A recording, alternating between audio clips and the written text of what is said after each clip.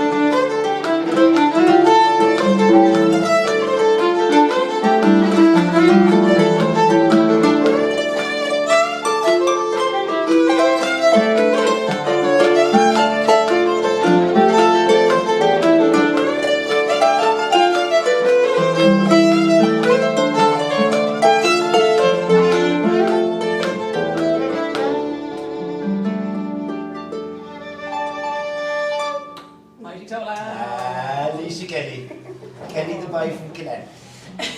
Oh, Ítach ben seo, nach chuil sé líise, just go despe Leis a crowd I log on Spidéal is ó Connemara, up Connemara olach. De blion ag fós, nach deas ag Traidphicnic agus chud a chórt agus na memories atá amsa ó jawl.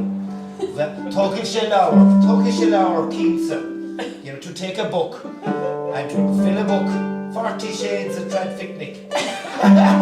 The rud a mar sin nachcha. As chuid I think go ihe iontu galanta a going.